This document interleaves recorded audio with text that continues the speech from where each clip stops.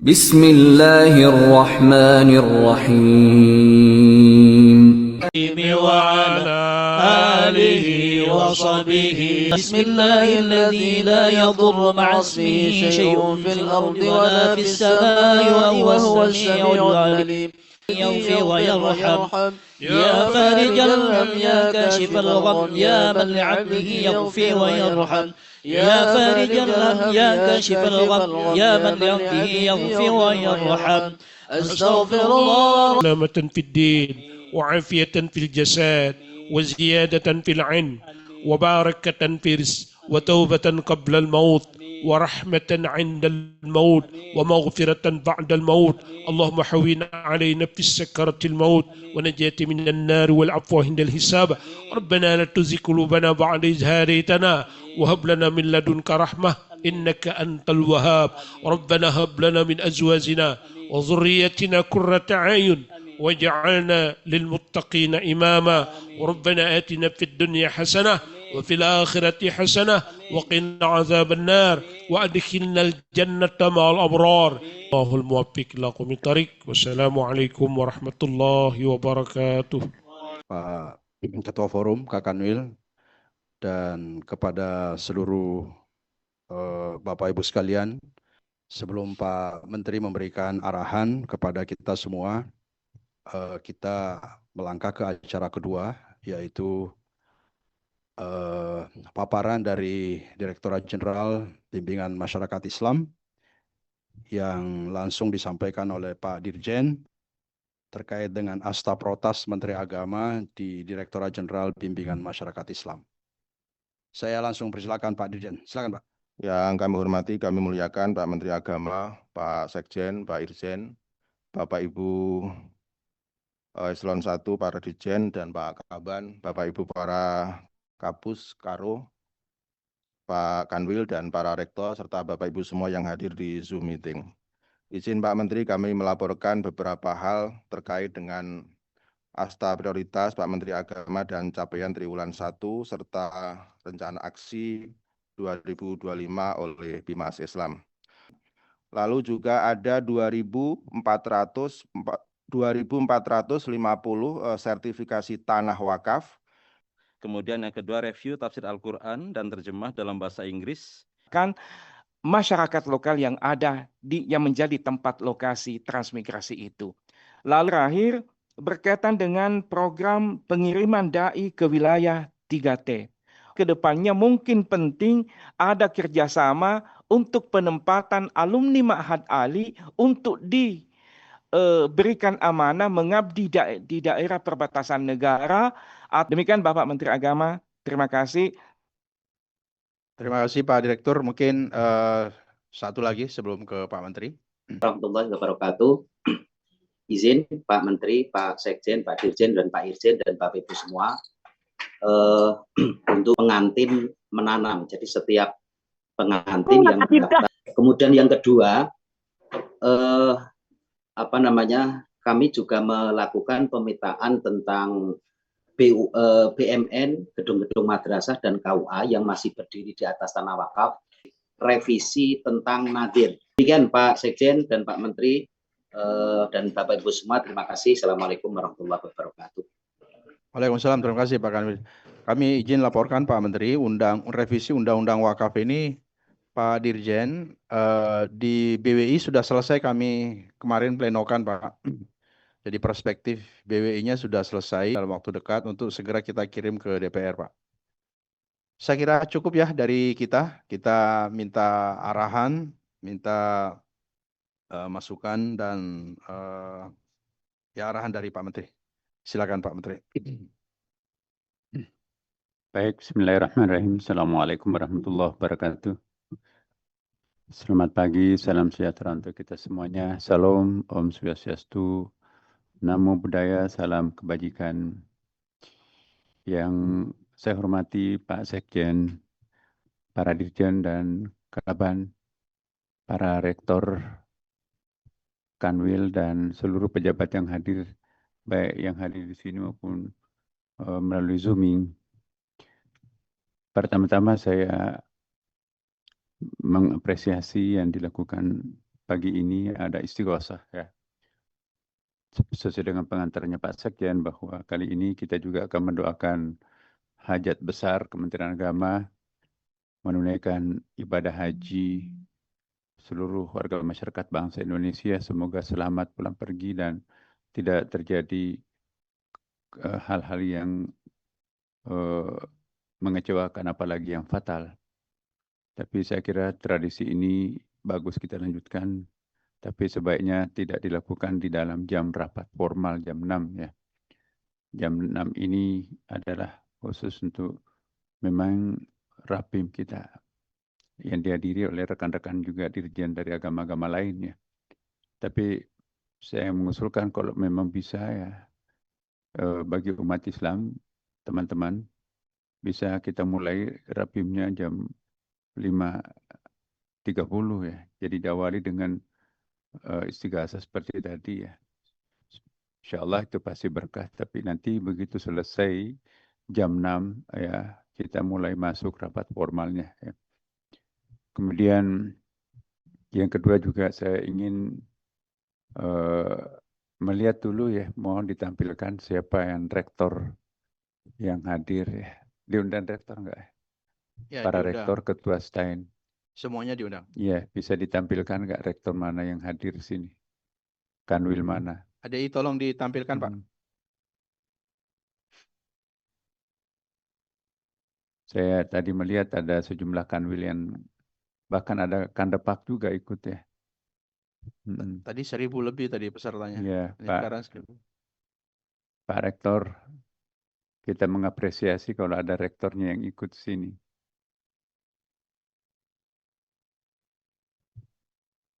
Belum ada tadi saya lihat ya. Pak Rektor, ada yang hadir di sini? 58 Siap. tinggi. Yosepus. Siap. Yang Curup hadir, Pak. Hadir Pak Sekjen, siap. Ponorogo hadir. Ponorogo hadir, Pak. Jakarta ada Prof. Alis hadir. Hadir. Ponorogo hadir meluncur OTW ke Banten. Hadir Pak Menteri, hadir. Hadir. Winsu Medan Pak Menteri. Sar ini mana nih?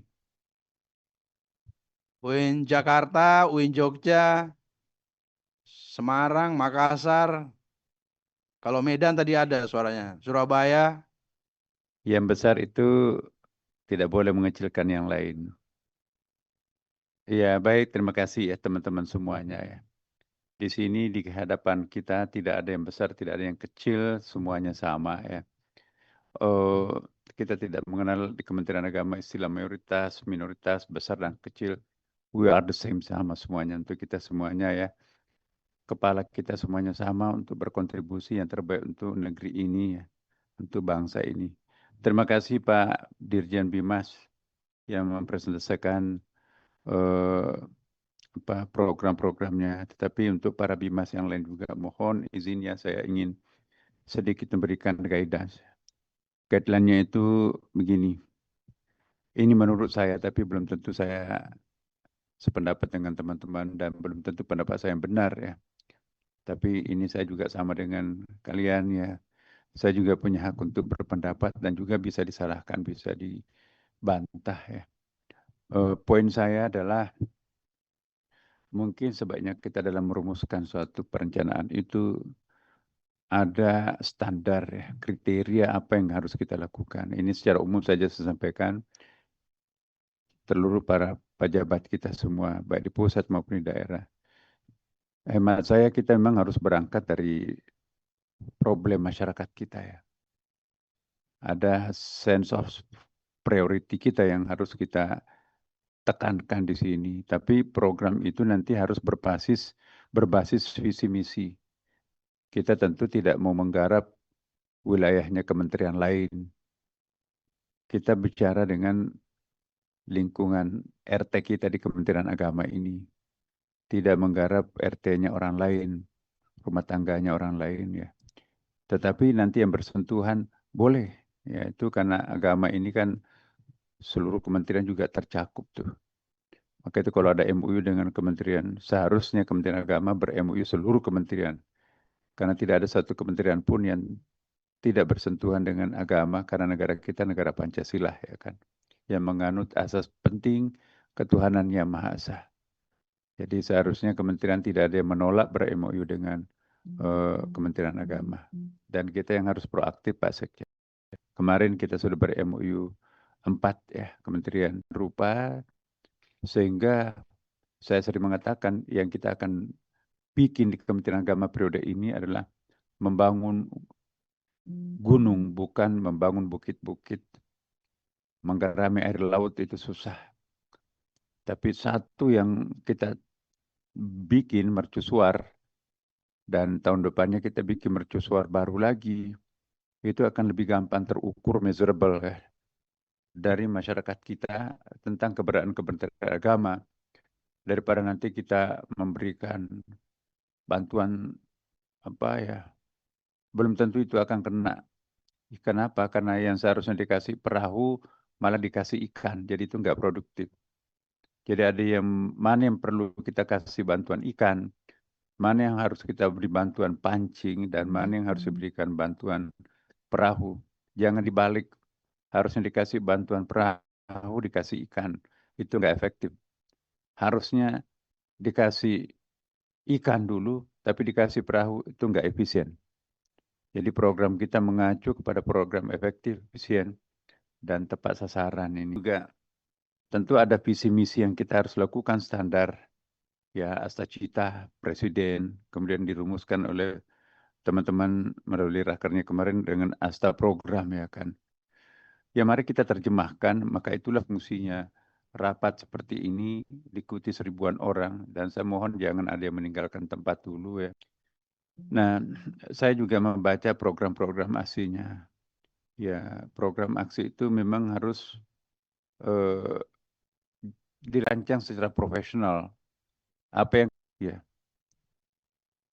Maka itu kita di sini juga perlu akrab dengan lembaga-lembaga survei, lembaga statistik, termasuk NGO yang suka memberikan data-data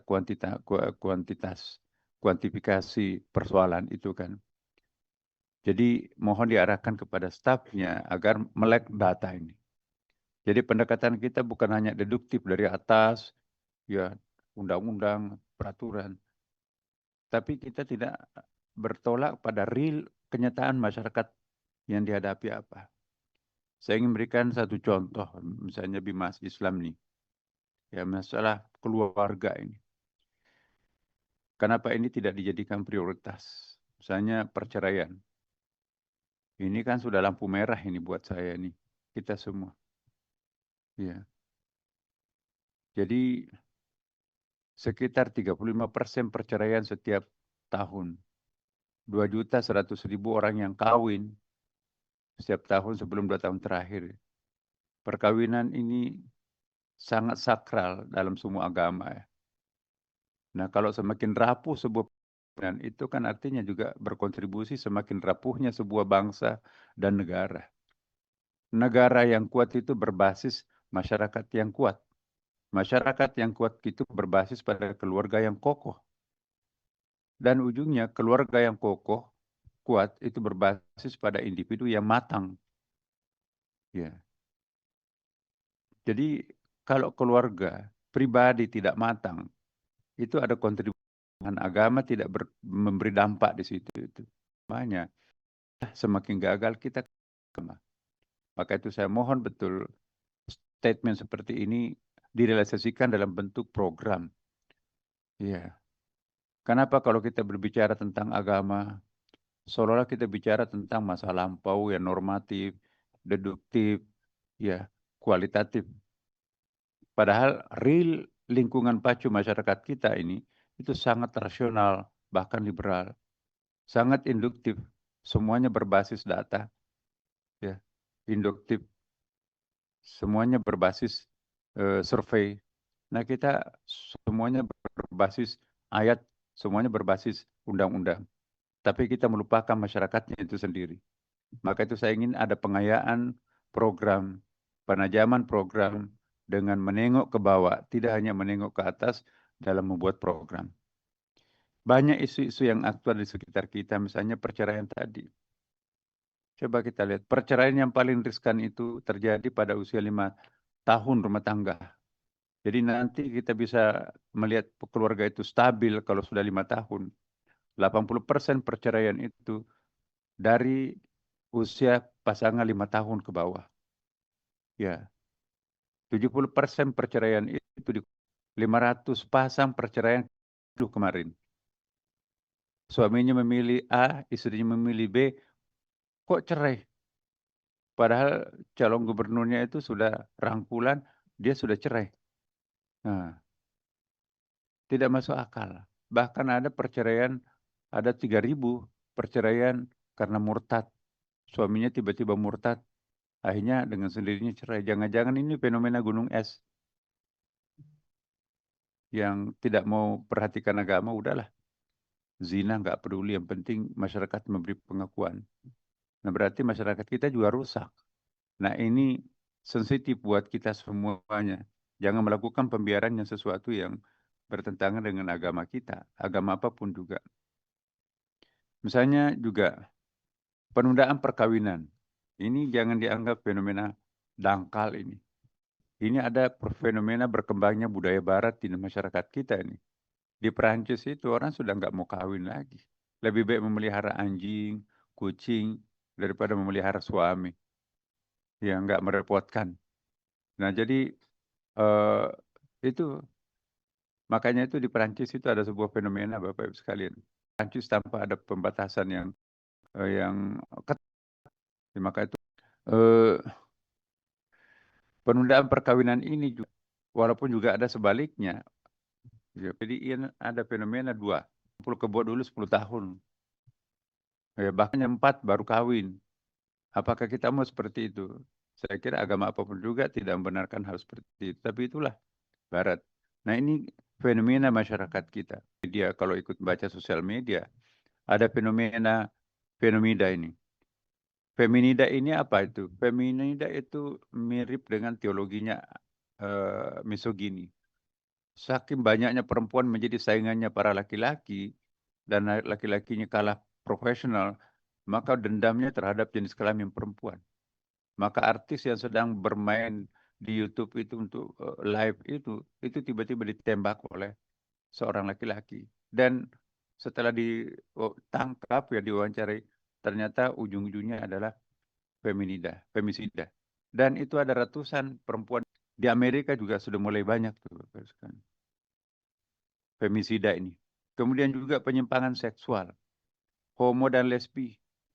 Tetangga kita Thailand itu sudah membenarkan perkawinan sejenis.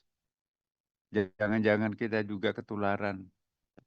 Dan sesungguhnya mungkin juga sudah ada. Di Barat ya sudah mempertontonkan pemandangan yang ya kalau misalnya kita di Agustus ya kan ada penerimaan mahasiswa baru itu berguling-guling situ ya di lapangan musim panas kan berciuman ya, tapi ini laki-laki sama laki-laki berciuman di kayak perempuan dengan laki-laki itu sangat apa ya, bagi orang yang tidak biasa melihat itu menjijikkan ya.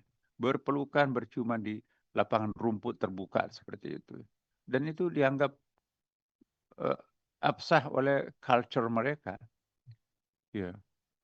Nah, kemudian juga ada fenomena incest.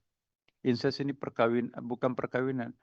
Ya, ada viralnya di websitenya itu kan. Apa istilah judulnya itu? Saudara. Ya.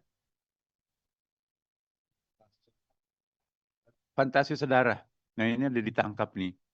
Kemarin di Polri ya, memberikan satu instruksi. Ternyata fenomenanya sangat besar, Bapak. Ya, maaf Jawa Barat nih. Jadi kumpul kebo dengan ibunya yang janda. Dan 2 anak laki-lakinya itu menggilir ibunya sendiri. Ada lagi bapaknya bahkan memaksa anaknya. Fenomenanya seperti gunung es yang incest ini. Istilahnya gratis, saling mau sama mau. Coba bayangkan kalau ini terjadi di masyarakat kita.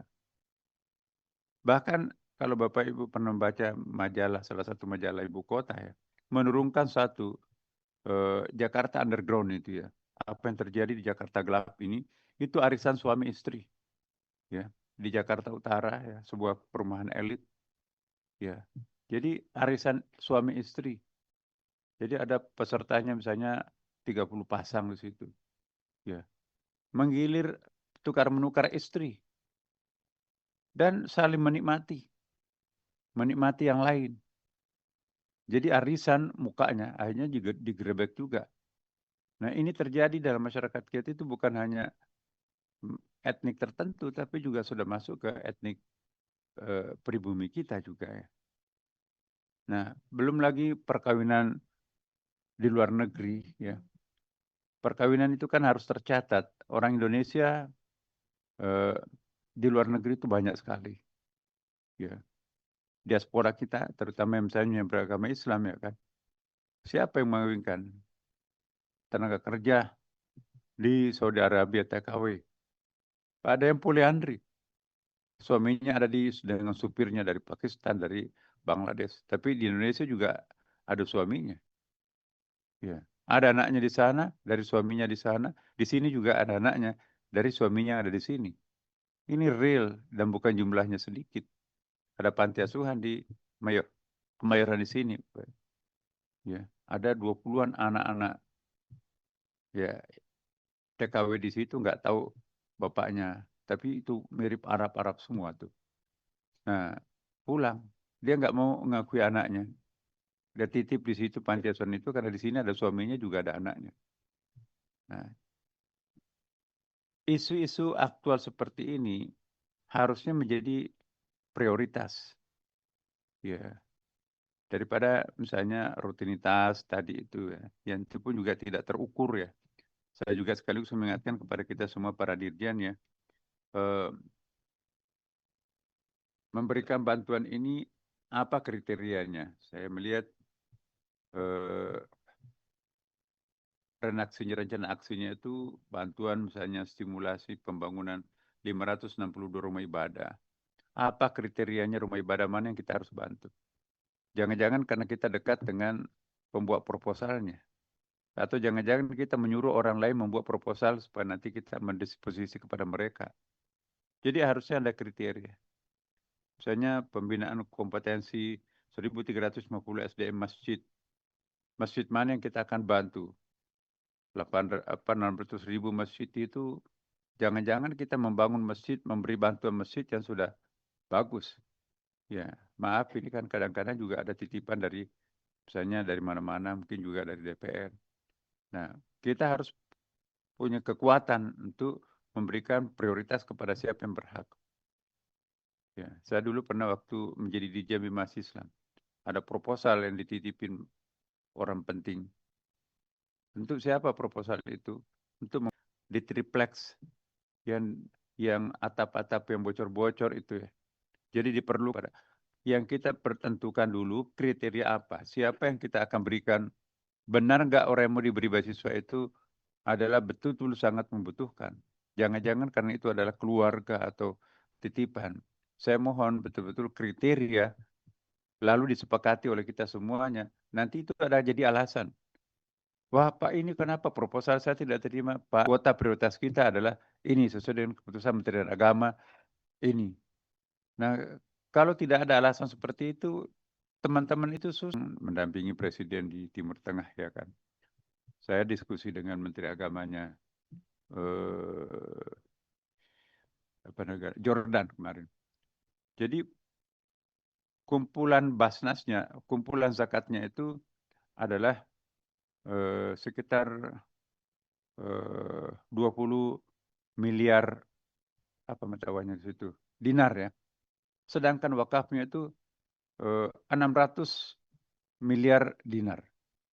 Jadi jauh lebih besar wakaf itu daripada zakat. Karena alangkah miskinnya seorang umat Islam itu kalau pengeluarannya hanya zakat cuma 2,5%. Ya. Bandingkan dengan teman-teman kita di ya misalnya ada Hizmet yang di Turki itu 40% loh.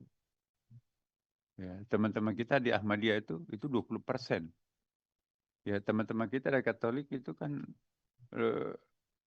di atas 10 Pak, hampir, ya. Iya. Nah, jadi kalau kita hanya 2,5%, itu pun juga diganti dengan Sarung Palekat itu kan. Padahal dia konglomerat.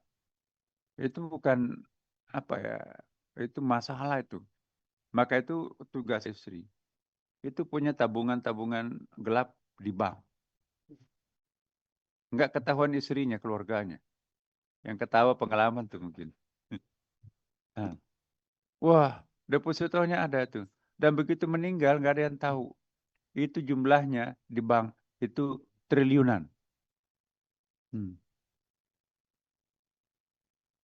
Jadi ada pemberian dari X, ya, dia pakai nama samaran atau apa gitu ya. Dia nggak boleh diketahui keluarganya. Nah begitu meninggal, bank tidak mau mengusut itu siapa, kan itu kan dana murah. Iya, dana tidak bertuah. Nah itu ada sekitar 200 triliun. Bayangkan itu bisa membebaskan orang miskin 5 tahun itu.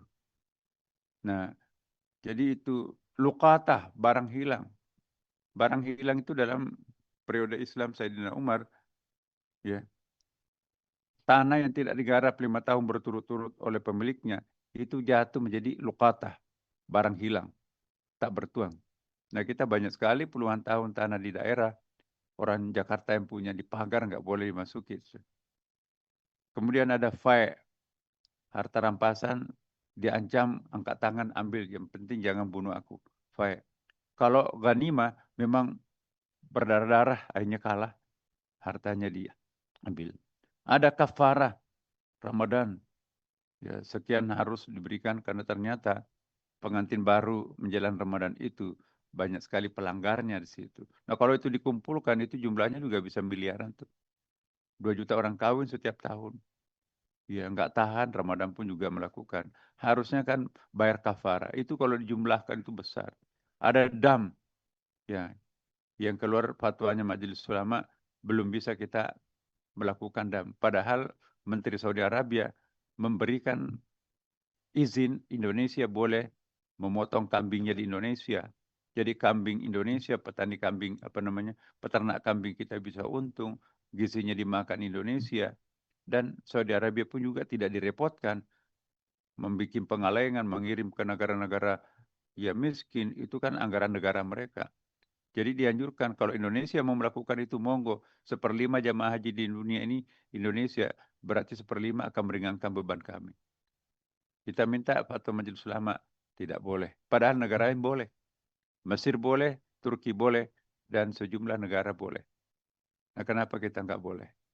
Jadi mungkin kita perlu ilat, jangan-jangan salahnya kita juga membuat surat ke MUI tidak memberikan ilatnya lebih detail.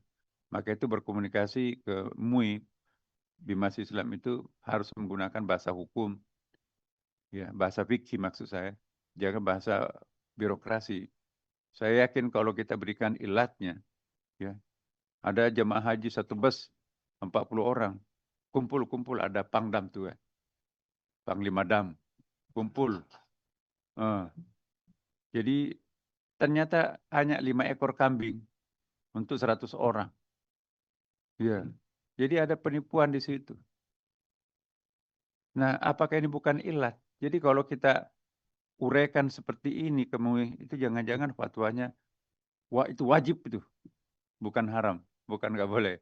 Nah, jadi mohon ini pembelajaran buat kita dalam menarasikan sebuah komunikasi ke pihak-pihak tertentu, ya ke Menteri Hukum kita pakai bahasa hukum, ke Majelis Ulama kita juga menggunakan bahasa fikih, kita juga bisa kok.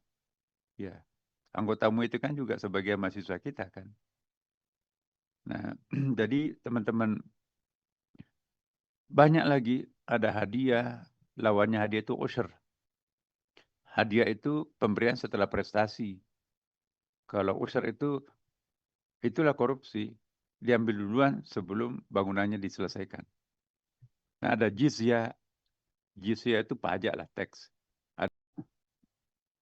Ada penelitian dari teman-teman dari UIN itu. Kalau jumlah yang berKTP Islam di bank yang menyimpan uangnya disuruh mengeluarkan zakat, maka terkumpul dana sebanyak 230 triliun. Tapi yang dikumpul Basnas hanya 41 triliun. Itu pun yang diambil Basnas itu hanya sekitar 1 triliun. Yang lainnya itu las-las. Nah, ini juga satu catatan Pak Sekjen yang kita perlu membuat semacam, kalau saya perlu merevisi undang-undang zakat ini. Tidak memihak kepada masyarakat yang mustahik, ya kan? Kenapa? Karena ada las. Kami tugasi juga untuk merumuskan konsep tentang teologi ini dengan mengumpulkan buku-buku perpustakaan yang akan memberikan kontribusi intelektual terhadap kawan-kawan kita di Kementerian Agama ini. Demikian dari saya, Pak. Terima kasih. Assalamualaikum warahmatullahi wabarakatuh.